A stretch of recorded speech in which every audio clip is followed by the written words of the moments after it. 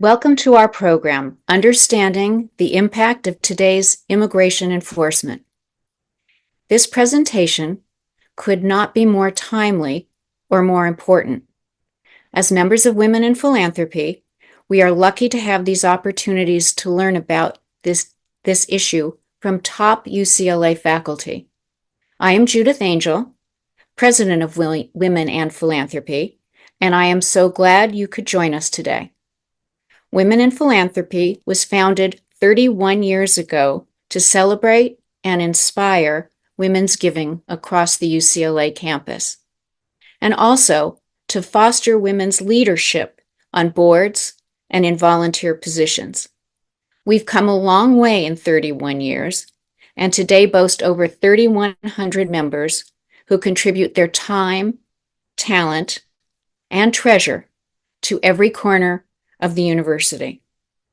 For these larger scale programs, we're focusing on webinars to allow UCLA supporters from across the country and even abroad to participate as we showcase different aspects of UCLA's programs, faculty, and research. In addition to Zoom presentations like this, Women in Philanthropy members are invited to smaller, in-person programs and events. They are always interesting, thought-provoking, and sometimes just fun. The United States has long called itself a nation of immigrants. Peoples from every part of the world have been vital to the building and sustaining of this country. Despite their indispensable contributions, immigrants have suffered injustices and been subjected to mass deportations, just like what we are experiencing today. However, immigration isn't just a crucial part of our history. It may be one of our best paths forward. A new report by one of our presenters today, Raul Inosa, from the UCLA Civil Rights Project, analyzes UCLA population growth and labor market needs. And the data is clear. Immigration is not a threat. It is a necessity. Due to slowing population growth and rising labor demands, increased immigration is essential to our economic future. We have brought together 4 UCLA faculty members from different areas of the campus to share how current immigration policies and enforcement practices are impacting immigrant communities and what these policies and practices mean for our democracy. We are fortunate to have Dr. Amada Armenta, a UCLA alumna, here with us today to lead the discussion. Dr. Armenta is Associate Professor of Urban Planning at the Luskin School, and since May of last year, she is the first Latina to serve as faculty director of the Latino Policy and Politics Institute. For Amada, attacks on undocumented immigrants have always been personal. For many years, her family was undocumented, and her great-grandmother and grandmother crossed the border from Mexico to work in the fields of Imperial County. Immigration enforcement was not a theoretical concept in her everyday life. It shaped her, as did the strength of her community. Her expertise and lived experiences make her the ideal person to moderate the discussion with our panelists. The panelists will share information about their research and experiences, as well as answer some of our questions, which there will be time for after their presentation. To submit a question, please use the Q&A function at the bottom of your Zoom screen. The panel will also address the pre-submitted questions. We will get to as many of them as time allows. Amada and our panelists, thank you for taking time to speak with us today on this extremely important topic. Thank you. Thank you, Judith, for that lovely introduction. And thank you for joining us on a Tuesday evening after work to talk about a really pressing issue that's happening across the country, and that is immigration enforcement. In this evening's panel, you'll hear from a group of scholars. We will talk about our research, our work on immigration history, policies, practices, and enforcement. And we are so lucky because the scholars that you will hear from today are really the best in their field. And UCLA is the best university in the country when it comes to scholars who study immigration and immigration enforcement. Each of these faculty members have made substantial contributions to our understanding of the field of immigration and scholarship and how it impacts individuals and society. So I'm going to list each faculty member by name and title, and then I'll ask a general question to each of them. With regrets, unfortunately, Dr. Cecilia Menjivar is not able to join us. She ended up being ill, so there will just be three of us and me, but more time to talk, not a problem. So first, we're joined by Dr. Raul Hinojosa Ojeda, who's a professor and chair of the Cesar E. Chavez Department of Chicana, Chicano, and Central American Studies, and the founding director of the North American Integration and Development Center. He also publishes work out of the Civil Rights Project at UCLA, which is a research center on campus. We're also joined by Dr. Natalie Masuoka, who's a professor of political science and Asian American studies. She's the faculty director for the UCLA Asian American and Pacific Islander Policy Initiative. And lastly, we're joined by Professor Hiroshi Motomura, who's the Susan Westerberg Prager Distinguished Professor of Law at UCLA and the faculty co-director of the Center for Immigration, Law, and Policy.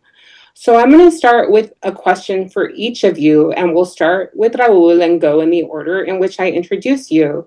And I'd like if you could tell us in about 2 minutes more about your research and also what brought you to this area of scholarship.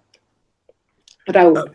Hi, thank you, and thank you, Amada and Judith. I think this is a spectacular initiative that all across the campus we need to be doing this at this critical moment. My research, because I am an immigrant, have lived on both sides of the border my whole life. That I focus on is questions of the immense contribution of immigrants to the countries where they come, and also the countries where they came from through remittances. And more importantly, also the future of the planet is going to depend on this migration. And we can talk about how very important it is for the United States. The report you mentioned looks at the next 30 years and actually, obviously, the incredible damage that's being done to the U.S. economy and the global economy at this moment by these immigration policies, which is, by the way, worse than trade war, even though that's getting a lot of the attention. Wait till the real impacts of this begins to be felt. Thank you. Natalie. Thank you, Amada. Thank you, the Women of Philanthropy, for the invitation to speak today. My name is Natalie Masuoka. I'm a faculty member in the Political Science Department in Asian American Studies, and I'm a trained political scientist. So I'm here as, in many ways, as a election and public opinion expert. I've really thought about throughout my career how race and immigration provide a lens for us to understand the outcomes of elections and how we think about public opinion.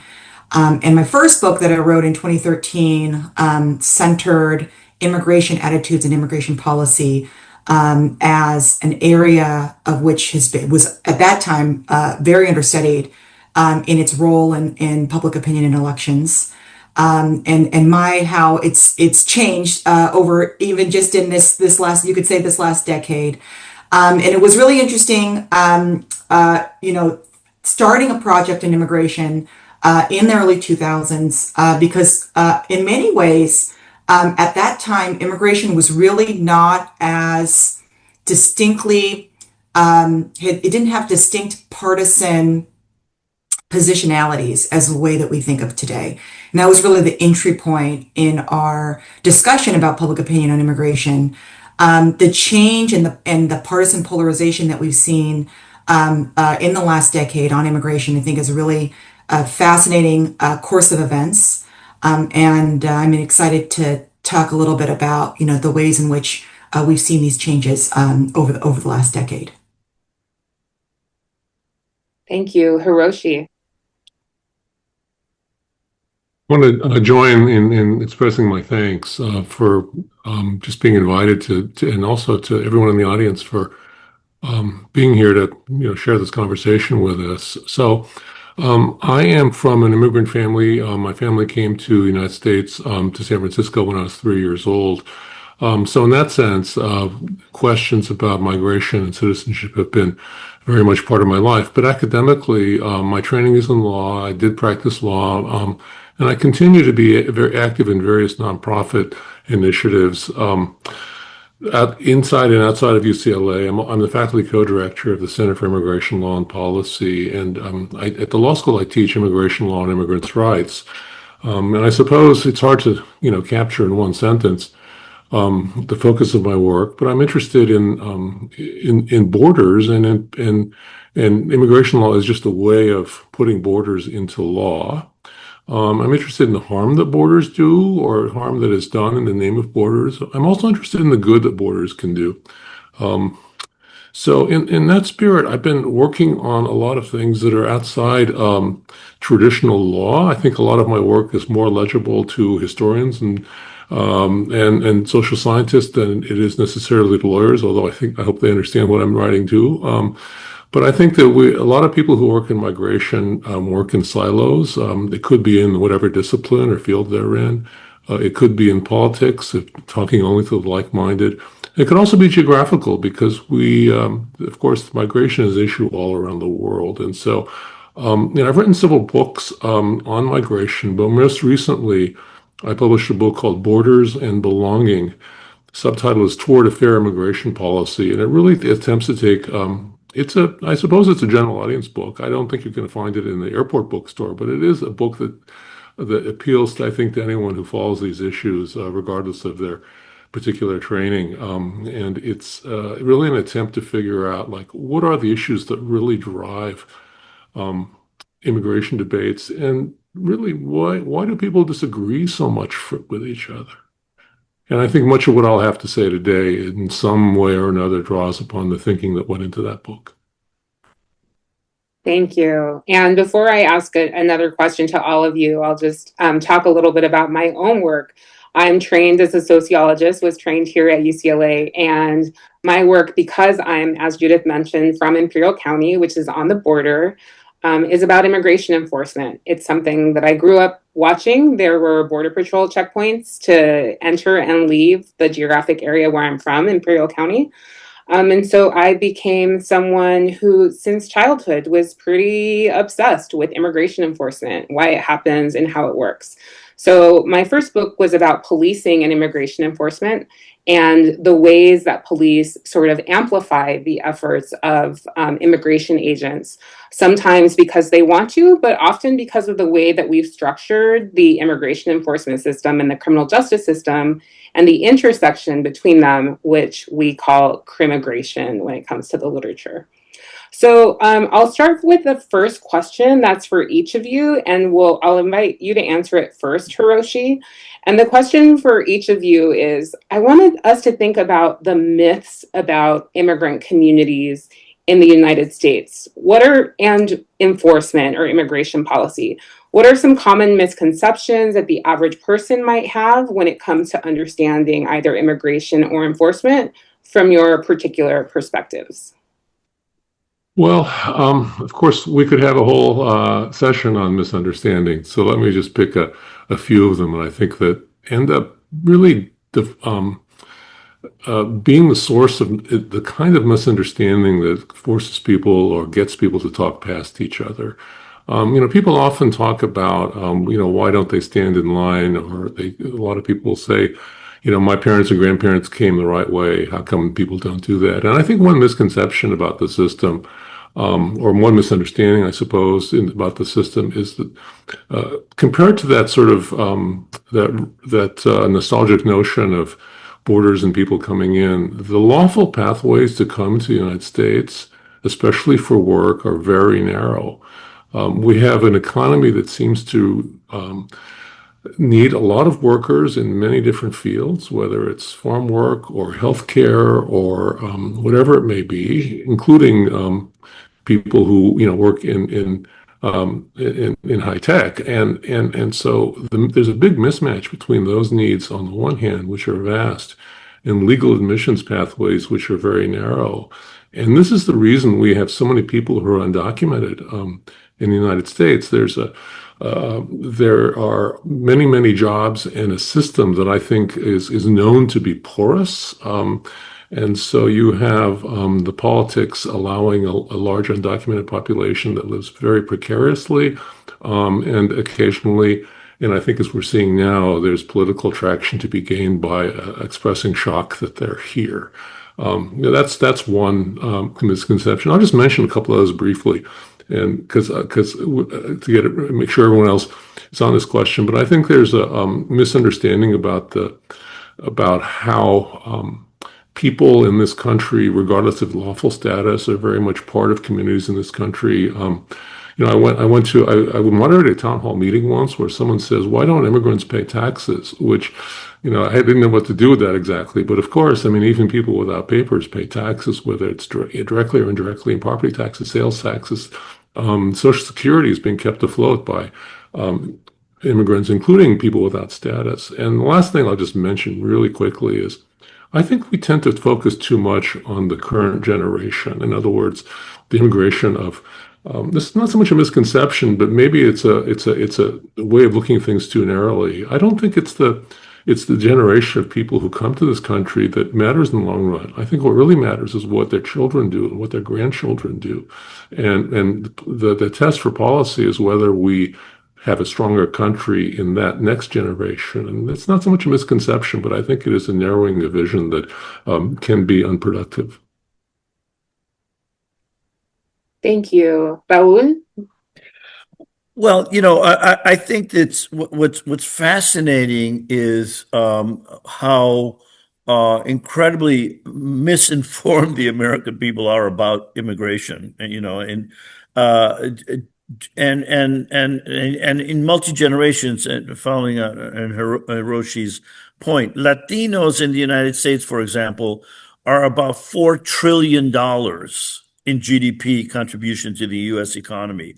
That's the biggest Latin American country in the world. Okay, and it's right here, and even undocumented workers, are in the close to $800 billion of economic activity that they provide to the United States. And yes, they do pay taxes, hundreds of billion dollars is in fact, and most of that is taxes into things that they will never get back.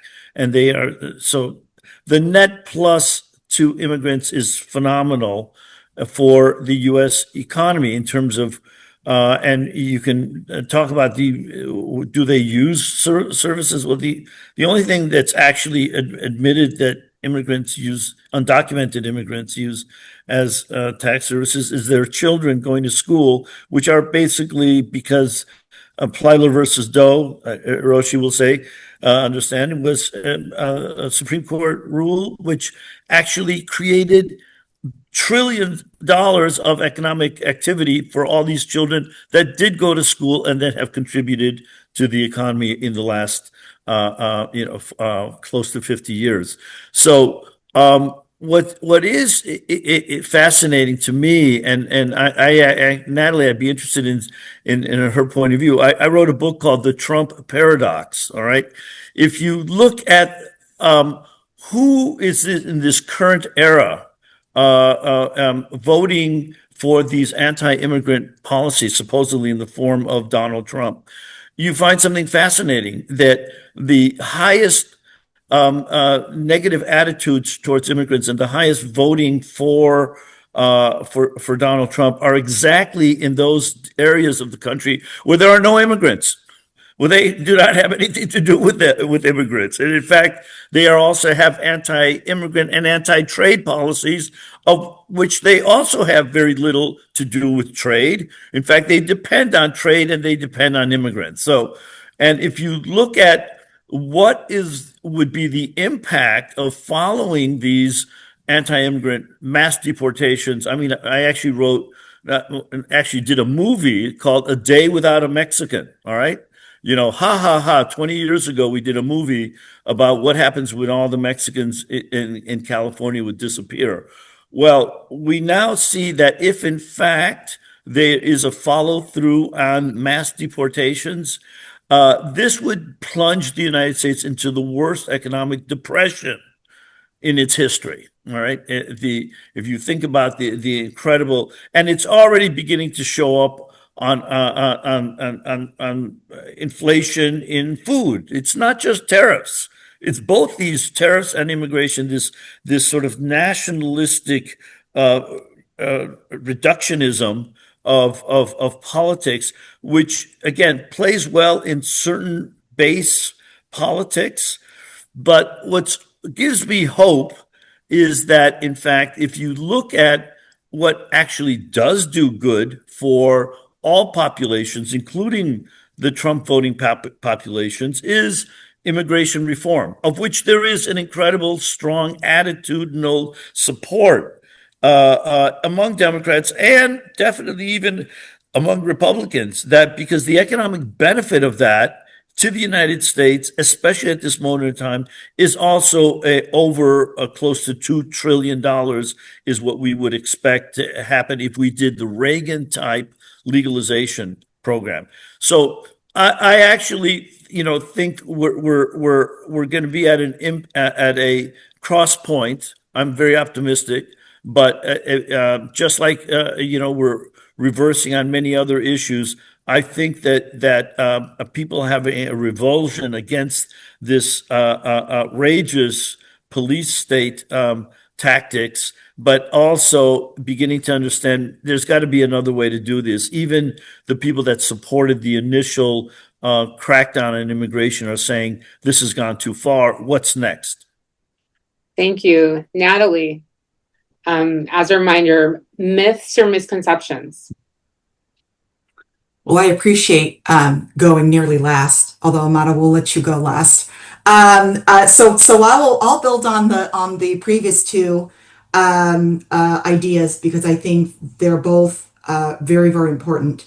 I think the first misconception or myth that I wanted to address is also the misconception that there are quote unquote good immigrants with proper culture that do the right thing, and then there are quote unquote bad immigrants that are drain on the public system, right? Have no path to social mobility, and that is a construction of our politics. But in reality, one of the ways that when I talk to my students about our second half of the 20th century course of events, is that one of the things that most Americans don't realize is that our immigration policy, the way that we've written it, which is the policy that was the 1965 Immigration and Nationality Act, that is the policy that is actually in fact still in effect today, is a policy that in many ways, and I'll quote Professor May Nye from Columbia on this, has in many ways created the very particular system, particularly related to undocumented immigrants, but also the types of inflows that the types of immigrants that come into our country, both with documentation and without. And our system, the way we've created it, which at one point was argued to be an attempt at a racially liberal and a progressive civil rights reform in 1965, was an attempt first to remove some of the racial prerequisites and the national origin prerequisites in our immigration and nationalization policy, and instead create these kind of non-racial characteristics and preferences for legal immigration, which was one, if you had family already existing, you would be able to enter in the United States. But then secondly, if you had high skilled, highly educated, and what was considered highly desirable skills like medicine, engineering, etc. We're really the only two pathways that we've created in the United States as for legal entry. This has then created one type of pathway of immigrants who can enter because they meet, for example, the skilled immigration prerequisite, right? So then we are then admitting immigrants who in their home countries are already from very upper middle class, highly educated families into the United States. And then if you are a family that does not have these skills, is not from higher socioeconomic families, really the only pathway for you into the United States is through lack of documentation. And then of course in our policy of on legality creates cycles of persistent status of undocumentation because there's no way necessarily out of that status. And so this idea of good and bad immigrants, right, is in many ways misdirection of the fact that we have created a system that has only prioritized certain immigrants, offers them a legal status, and all other immigrants are effectively, unfortunately, relegated to non-authorized status.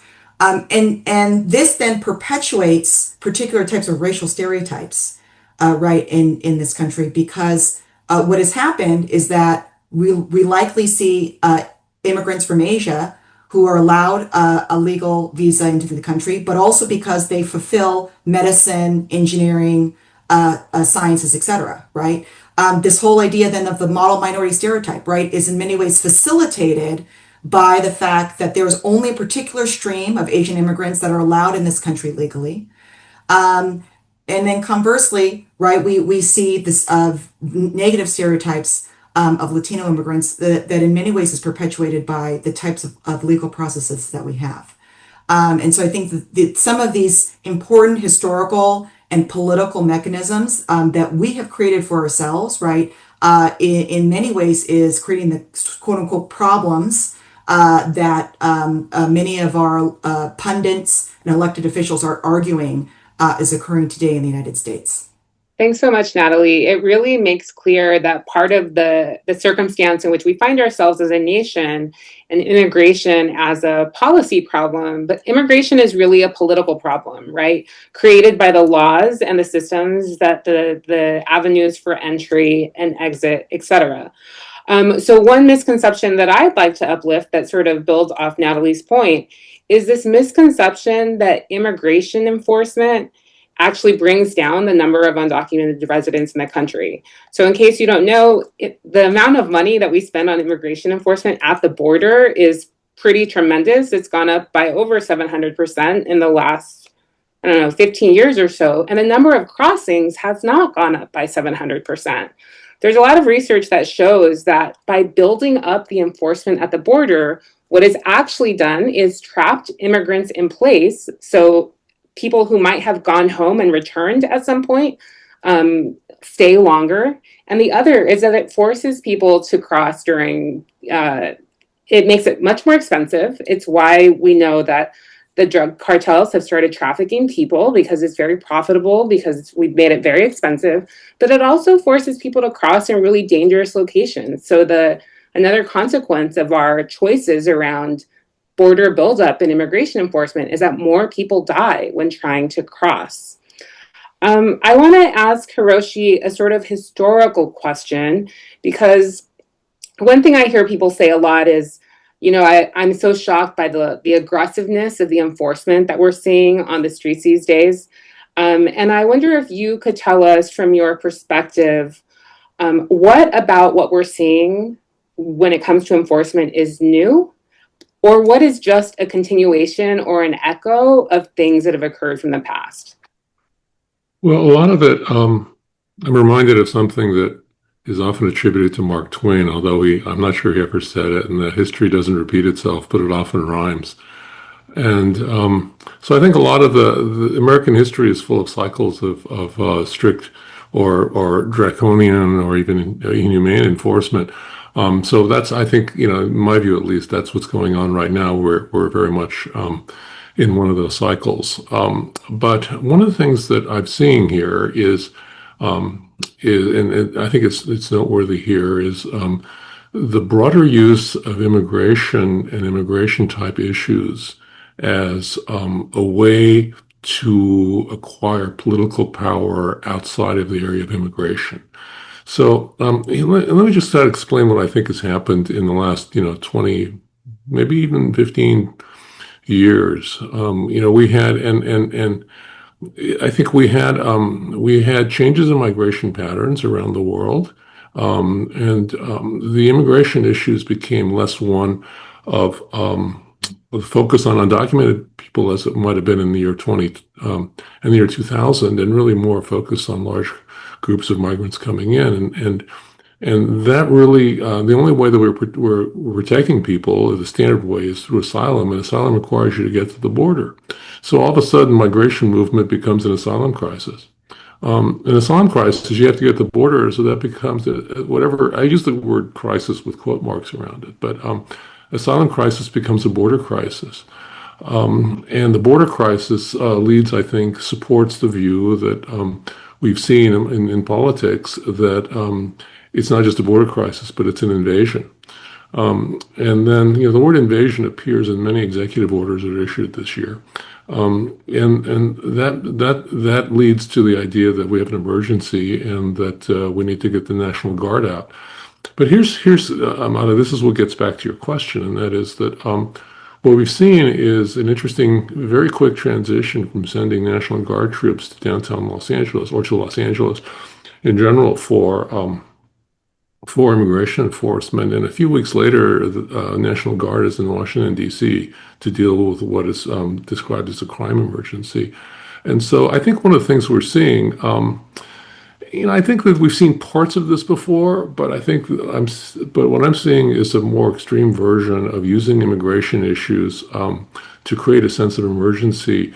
And that, in my view, is the road to a certain degree of, or maybe a lot of authoritarianism, because when you do that, then the normal rules don't apply, emergency rules apply, you have troops. And this is something that I think leads to a serious threat to the way we govern and how we have checks and balances if everything's going to be done by emergency decree. And this feels much more threatening than in earlier times in American history. Thank you. I always make a similar point that when it comes to constructing immigration as a political problem, it is just part of our history. We've been doing that even before the United States was the United States. There were arguments about immigration enforcement when it came to the colonies and how to regulate who could arrive on ships.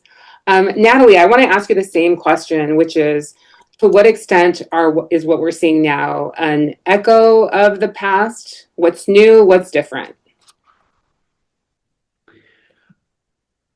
Yes, so I think, one important historical perspective to make is that, one, through our policies, immigration, naturalization, and otherwise, we've really created in many ways a connection in the American mind between citizenship and inclusion and race in the United States.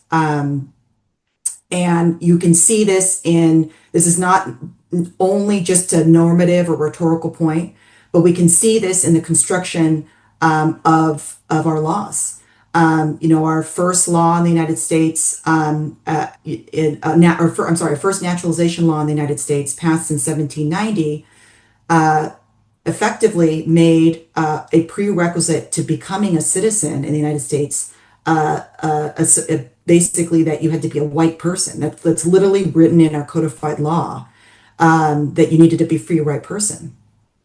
So from the very beginning, really from our foundation, right, we've connected inclusion with whiteness. And so anyone who is not white then is considered non-American, not belonging, and subject to exclusion, deportation, and a denial of citizenship. And this then connection of immigrant exclusion, really we can see when we compare the treatment of European immigrants, right, compared to Asian and Latino immigrants over time. Really, the construction of illegality comes when the United States first decides that they're going to create an immigration policy determining how many can be admitted and who can be admitted in the United States. And that decision was rooted primarily in the anti-Chinese fervor that was happening in the mid 1800s related to increasing immigration of the Chinese due to the construction of the railroad, the gold rush, and various different labor demands that were needed at the time. And Chinese laborers at that time were part of the influx of laborers into the United States. And in many ways, we can see that equivalent today, right? Today, whereas there are different countries that are fulfilling many of our labor demands, as Raul had shared with us, from different countries than it was in the 1800s. But China was the one fulfilling the labor demands, and that was created a hysteria that there were too many Chinese coming into the country, and that there would be this challenge to the American construction of what the United States is and its idea of a white electorate. And so the first immigration policy passed was the Chinese Exclusion Act, which was the first act that said, one, we're going to create a admissions rule, and it's specifically targeting immigrants from China. It's actually the only policy at this point on the books that literally names a particular national origin group from being denied an entry. But we can see that this creates a precedent, as we can see with the Trump administration today, right, trying to identify particular religious groups, specific national origin groups, right, from being denied entry in this country. And so while I think many of us look at what's happening today as this unique period of anti-immigrant hysteria, I think it's really important for us to remember, right, that a lot of what's happened, unfortunately, is reflective of a cycle of how we have, in particular, treated immigrants who are classified as non-white into this country. Thank you. Thanks for sharing. Raul, anything to add? What's different about this political moment, or to what extent is it a continuation of what we've seen over history? I think we have to put this thing in, and I'm glad we went back to the 19th century a minute ago, because I think we have to understand we are at a very important and very dangerous moment in world history. Okay, my current book is called The Great Rebalancing that I'm writing. About 10 years ago, we moved from what was the 19th century, when the United States was in a rising position economically relative to the rest of the world, to now the rest of the world catching up, and the U.S. is going not down, but it's rebalanced to what it historically is not the only player in the world. All right. And that's not necessarily a bad thing for the United States. The United States will remain an incredibly productive and a society that will attract more immigrants. And we need that into the 21st century. I mean, I think the problem is, and we need to be very careful in understanding, why are we having this massive backlash right now with Donald Trump? Is this, which a lot of it is, a brilliant strategy by a charismatic authoritarian figure to gain power? Or is it really addressing a material need of the United States to go in this anti-immigrant, anti-trade attitude? I don't think it is. I think it's. I actually do think it's almost a last gasp. Again, that's both my economic forecasting speaking and my potentially my hope on this issue.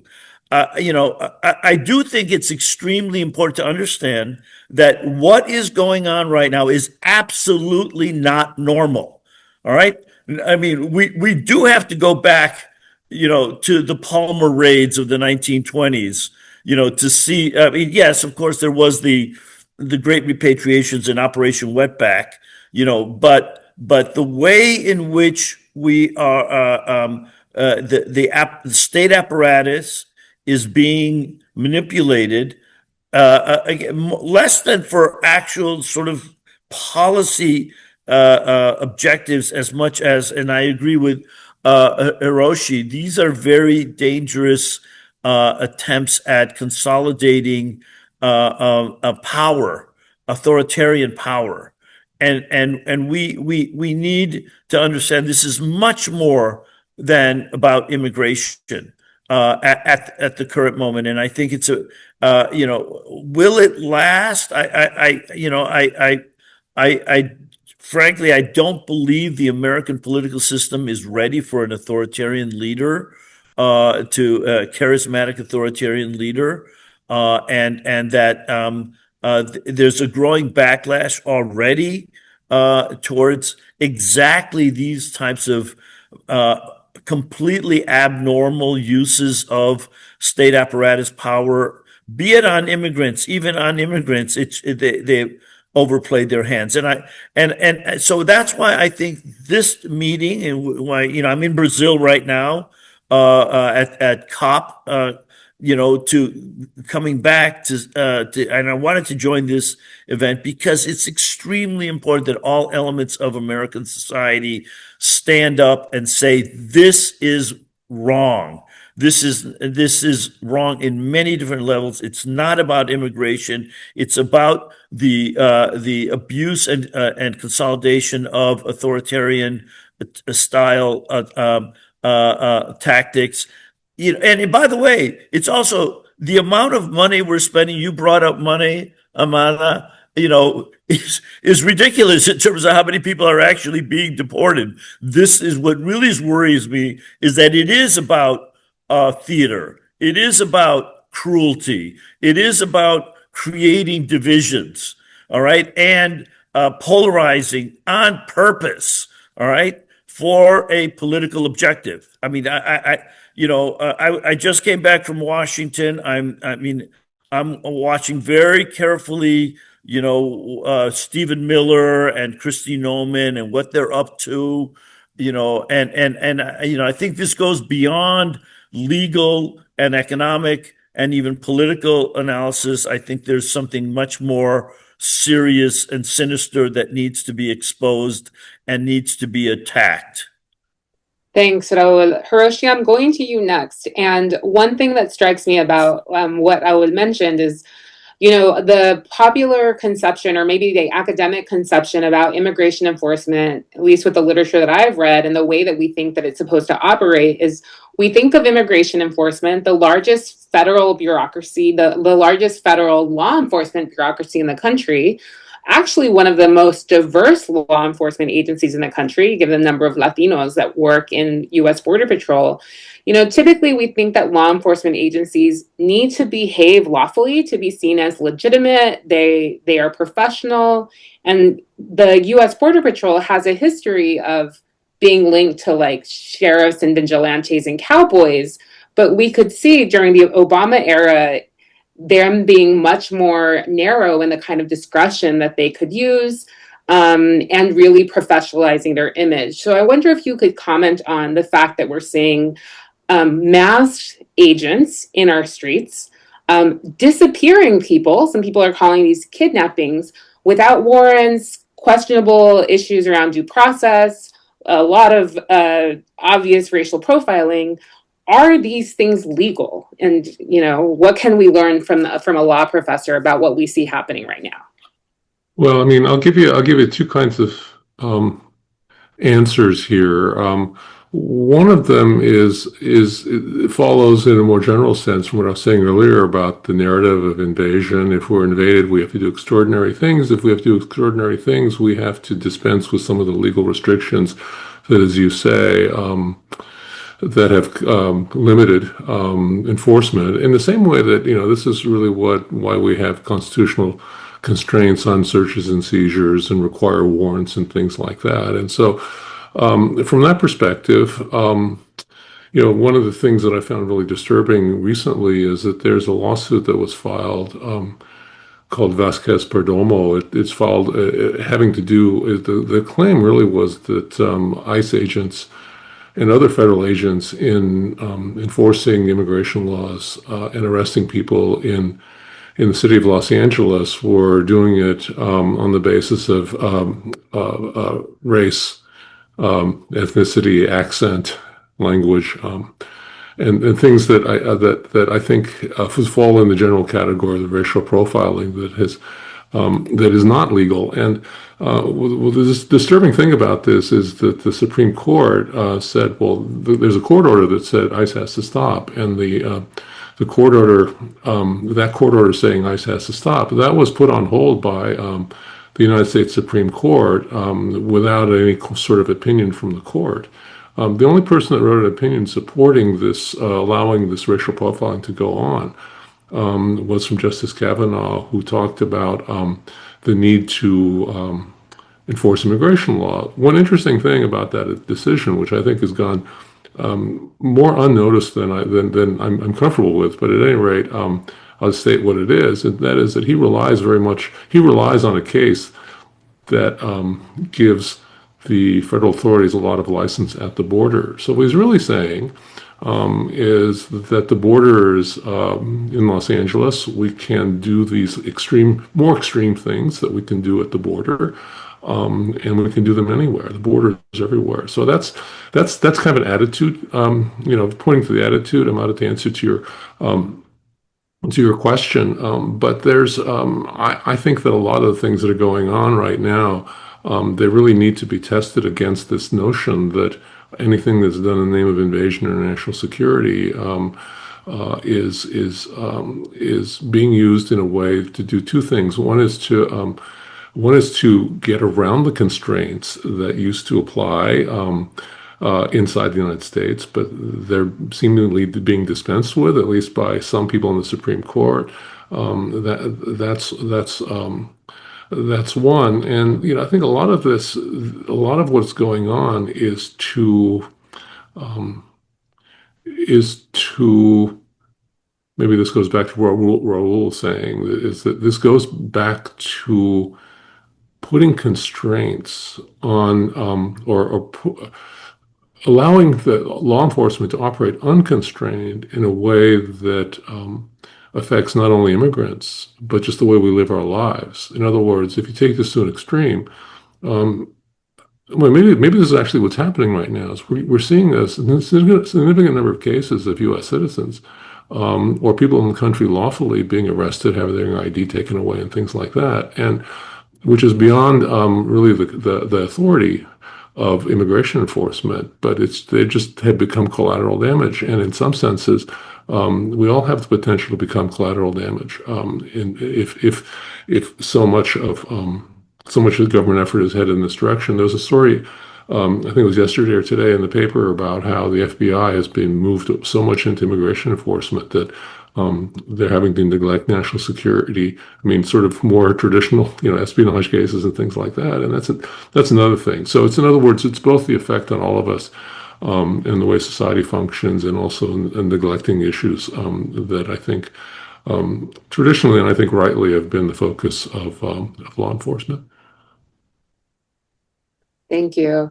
Raul, can you build off anything Hiroshi's saying here around the legality of these matters, or why we should even be concerned about them, depending on our ties to immigrant communities, whether we have close ties or not? Look, yes, and frankly, I'm also Hiroshi, I think of my good brother, Peter Shea, who passed recently, right? You know Peter, right? What would Peter be doing right now? Yeah.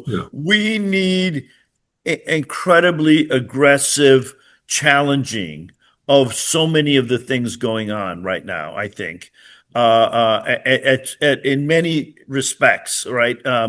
Both legally as well as politically, culturally, yes. I mean, there's no doubt that this is racially motivated, right? I mean, the fact that that's okay. We have brought the borderization of America is the concept, right? I mean, we are now all of us at a border crossing checkpoint, right, where where we have no rights according to this interpretation, right? This is and I think that the thing that we need to also, frankly, think about, and I'm is there pathways out of this? Okay, Frank, let me turn it a little bit. Okay, obviously, this is abnormal and very dangerous what's going on. I actually went to a meeting in Washington recently where um, Christy Noman was talking about how, well, wait a second, we do have a alternative. The alternative is called Operation Homecoming, right? Which actually is very significant, Hiroshi. I wanted to ask you about this because it's based on a executive order that Donald Trump signed that says if you leave the country under this program, Operation Homecoming, you can leave the country and your record will be expunged so that you do not have to wait for the 5 and the 10-year bar. You know what I'm talking about, right? If you get deported, you technically cannot ever come back, even apply to come back for 5 or 10 years, depending on how long you've been gone. That's been taken away. Now, Christy Noman is like, well, we will give people $1,000 and an airline ticket if they do take this. Go, your record is expunged, and then you can, quote, get to the back of the line at the embassy in Mexico to reapply to come back in the legal way. Surprise, surprise, nobody's doing it, right? I think they've had like 200 people apply for this program. The problem is they've already allocated $1.5 billion for this, right? So,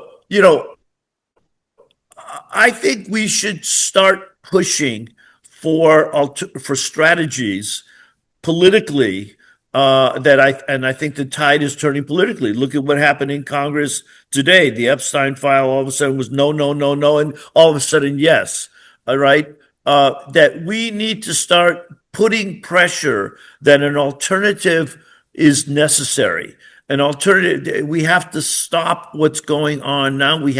There are alternative methods, and even using their own contradictions to say, well, okay, if that is the case that people are willing to do this, then let's adopt new strategies, just like Ronald Reagan did. Ronald Reagan did, came in, and it wasn't as if he was pro legalization and pro undocumented from the very beginning. It was a political movement that had to happen, and I think we have to start building that movement. We have to start really attacking the legal political justifications for what's going on now.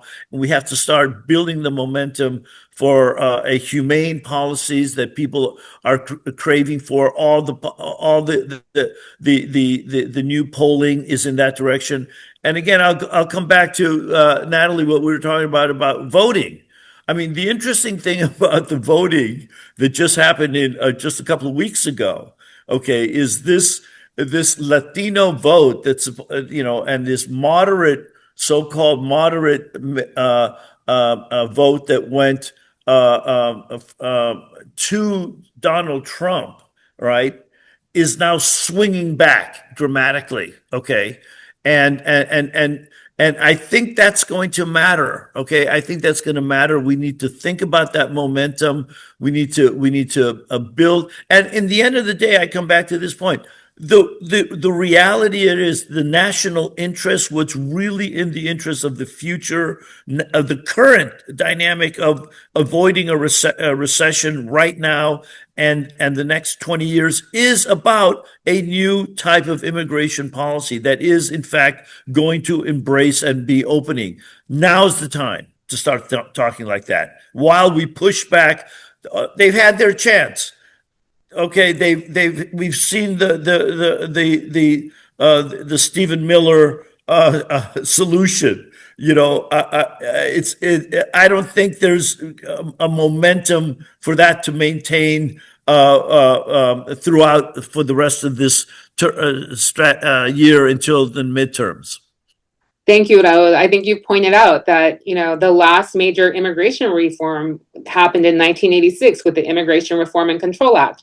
And for that to happen, we know that, first of all, it was under a Republican president, but also that business interests were very in favor of immigration reform, and they really collaborated with immigrant rights groups. And that's not a collaboration that we're seeing happen right now. In fact, business groups have, I think, gone very silent when it comes to immigration and what we're seeing happening. We're at the point now where we can accept questions from the audience, but I have some that have already been submitted, so I'm going to start pulling from that list. And Natalie, I'd like you to build on some of the points that I mentioned. And thinking about political science, so much of the research is about polarization, right? We're increasingly not able to see eye to eye with our neighbors. One of the questions that someone pre-submitted is, what's the path forward in this divisive and difficult environment?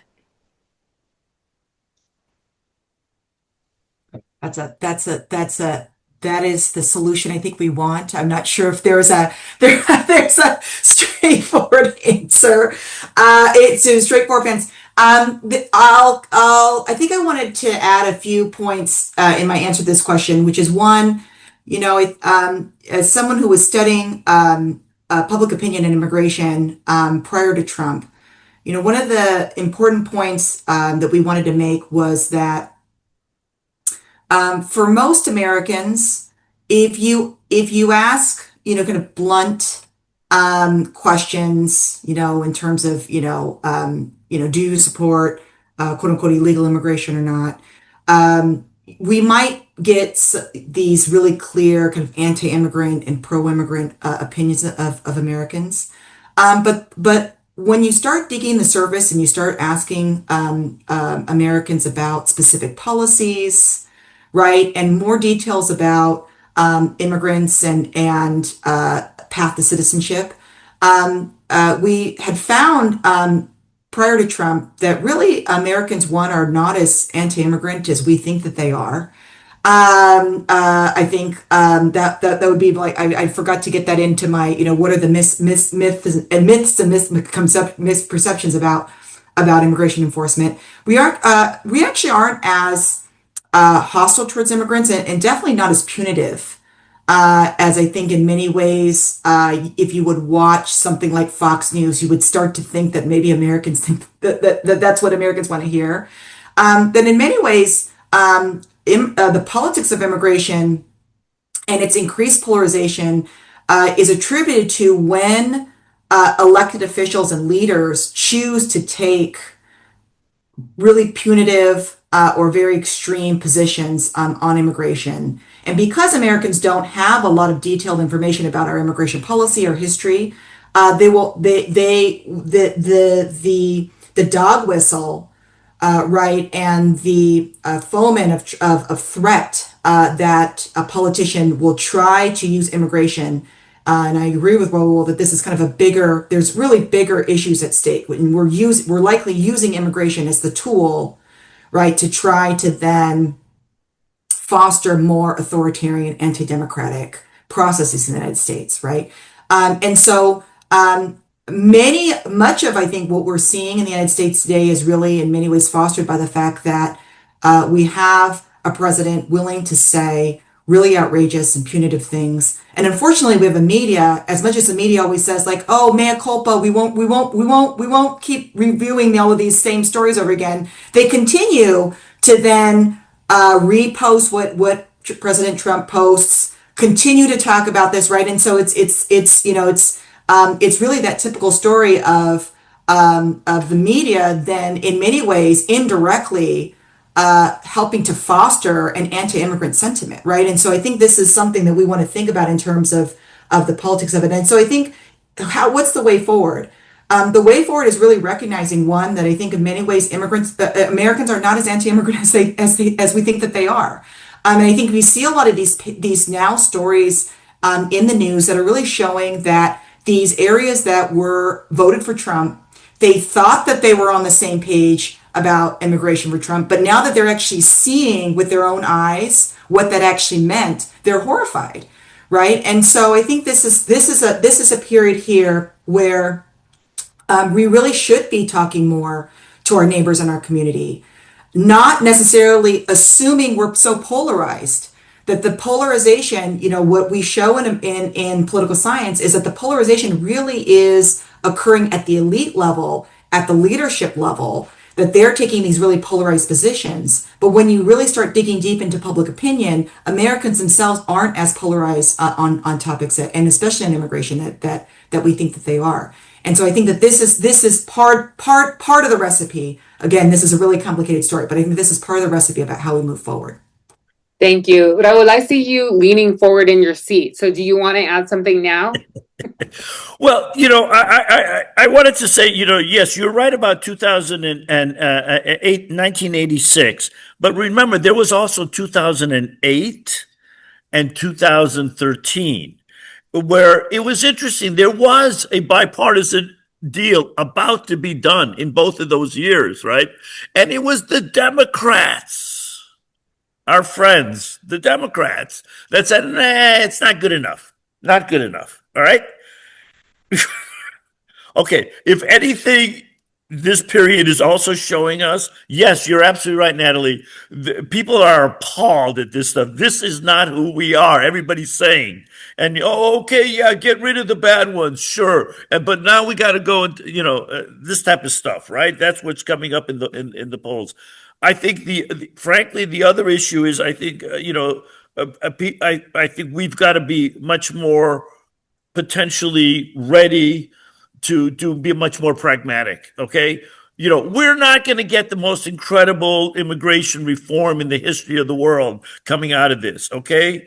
I mean, but I do think we may be able to get things like DACA finally, done, and maybe even a pathway to citizenship that will be, probably take a while to get there, right? If we could get the 2008, 2013 deals on the table, I think they'd pass overwhelmingly. And I completely agree with Natalie that what's even today, even among Republicans today, it is this very narrow group that absolutely Donald Trump figured out would die on the cross on immigration, anti-immigrant, without knowing a thing about it, but that it was a solid 30% you could count on. That's enough to build on politically, but it's not enough to rule. Okay, and that's where we need to now think really strategically, and so yes, I am hopeful and leaning in. Thank you. Hiroshi, any thoughts on the path forward in this divisive and difficult environment? Yeah, I can build on what's been said, and that is, it's absolutely true that the polarization, and particularly partisan polarization, is a real obstacle. I think there needs to be more space for state and local decision making, and not just talking to your neighbors. Of course, that's part of it, but really to give more state and local governments more power and make it more of a place to talk about immigration policy. I mean, traditionally and legally, it's a federal law, but in fact, state and local governments have had many different roles to play with regard to the reception of immigrants. And I think what happens is that instead of the statistics that you might see from inside the Washington, D.C. Beltway, immigrants become your neighbors. but it's also a way to break through into joint forces between economic interests, employers, and the people who want to work, who are looking for work. Another thing that's important is that there's often a lot of talk about capacity and how we perceive capacity to receive immigrants. And I think capacity looks very constrained when you have a border crisis and you sort of force people who are coming to the United States to gather in a relatively small, in Eagle Pass, Texas, or in some small place. It looks very different when they have sponsors who want to give them jobs throughout the country. And so I think that shifting to more state and local decision making, or at least that being the zone of debate, is a way. It's a concrete way forward. Thank you.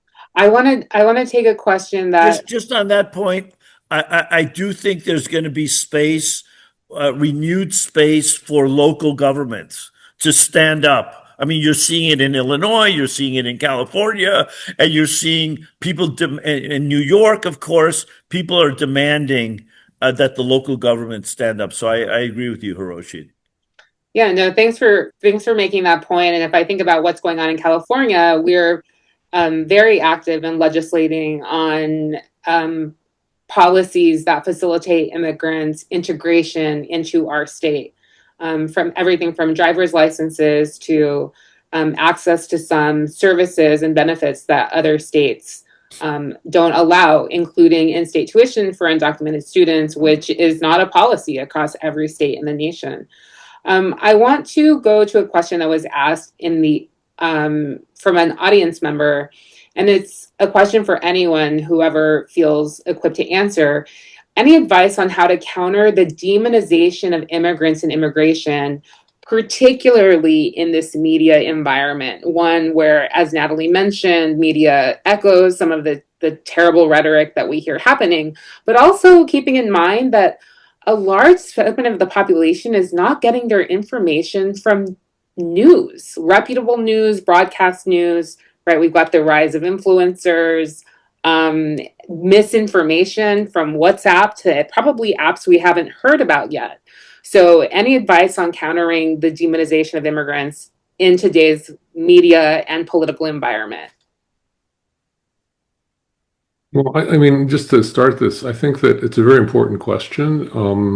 And I think that it's humbling for, to me as someone who's written about this, to realize that, what we publish, it's only as good as people who read it, and what we say is only depends on the venues that we hear it. So I think that one of the things that people who, think about these issues a lot and really look for other ways to get the word out there. I think K through 12 education is very important, and I think that